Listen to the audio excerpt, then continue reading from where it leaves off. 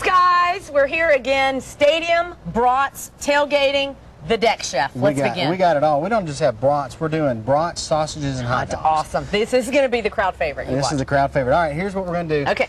We talked a couple times about you don't want to poison your friends. Okay. And people are... Well, sometimes, but that was another show. Okay. That was...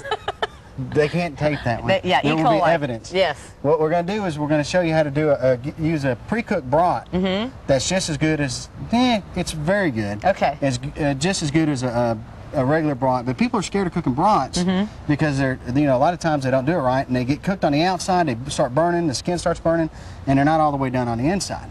You can still see that little pink inside. Right. So what we're going to do, the solution to that is boil your brats in some beer. Okay. Give it some nice flavor. You can find brats in the grocery next to the hot dogs, next to the sauce. Hot dogs, Everything's all there. And these are, we're using a Johnsonville. Yum. Great. Okay. And it's a cooked bratwurst. Okay. It's ready to go.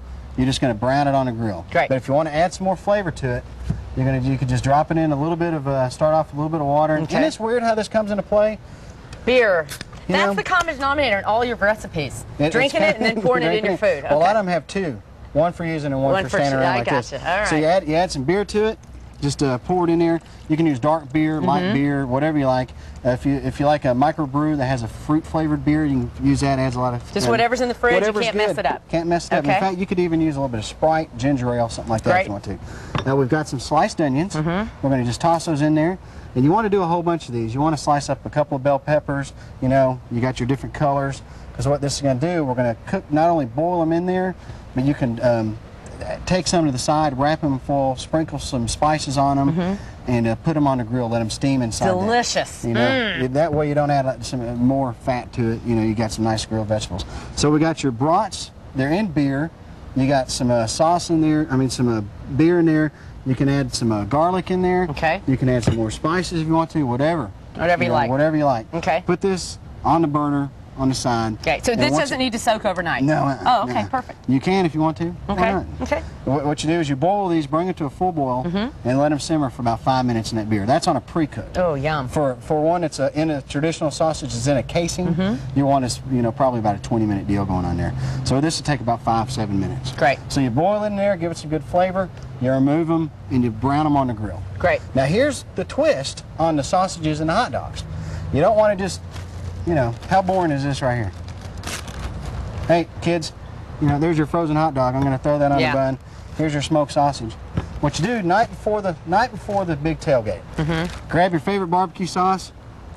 Just take it, pour it in a bag, throw your smoked sausage in there. Great. Let it marinate overnight. Oh, delicious. It'll soak up all that flavor. You bring them, you cook them on the grill, and it's got a lot of extra flavor, and it kind of gets a good coating to it. Yum. Now you just, you can do that with hot dogs too. Now these are actually in a little bit of a soy sauce and a hot sauce. So, and the only thing you don't want to do with a bratwurst is poke holes in it. All the juice runs out. Same with a smoked sausage. You don't want to stick forks in them and stuff like that. All the juice will stay in there. It'll puff up real good. Now with a hot dog, it's a little bit different. It's a pressed meat. It's going to be hard for your marinade and your seasoning to break through the skin. So what you want to do is get a toothpick or a fork. You can just, run along the edges, poke some holes in there, and that marinade will get up in there and get you some great flavor. That's a great idea. And your kids, if they don't like it, they still got these over there by the side. But adults will like this. And if you're having a tailgate and all you're bringing is hot dogs, and all your friends are coming over, at least marinating, and they'll go, man, You look like you did something fancy. Steve was marinating hot dogs. Can you believe that? And you can use whatever you want. You can use a hot sauce, you can use a barbecue sauce, you can use a marinade. Great, whatever. All so right. we got some going on the grill over here. Let's take a look. Yeah, those brats sound delicious. Well, brats are traditional. Right. And they're real easy to do. Like I said, if you buy the pre-cooked kind, 7 minutes boiling. If you buy the kind they're still in the case and they're raw, you want to boil it for at least probably about 15 minutes. Okay. Cook it all the way through at a hard boil with that beer and your peppers and everything. Good. And the good news is when you buy the pre-cooked, you can't mess it up. Okay, great. Well, you want to keep everything cool. Yeah.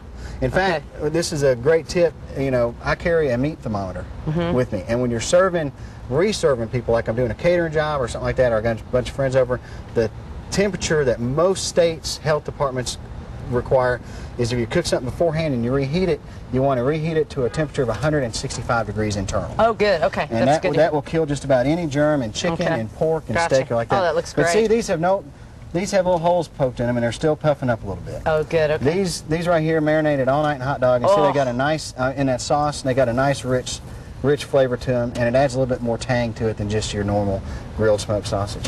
What's the best tailgate you've ever been to? The best tailgate I've ever been to? Yep. Now, of any sport? Any sport, any team, any town. Any sport, any team, any town. Well, I'm going to go with NASCAR.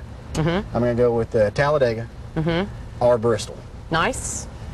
And those are big time. First tailgate I ever went to was an Alabama game.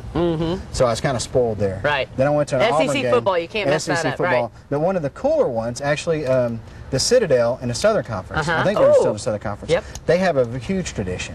The Montana Grizzlies have a big thing going, and Furman, they're all Southern Conference teams. Yep. They come through Chattanooga, where I'm from. Great. And you know, we'll have our grill set up and tailgate some Chattanooga football, and the Montana Grizzlies guys come in town, and they're, you know, they got, this one guy had a pot about this big and cooked jambalaya for 300 people. Holy moly. You know, now that's amazing. a treat. I like that. You'll do that next time. I'll do it next time. Those look delicious. Thank you so much. Thank you very much. TheDeckChef.com.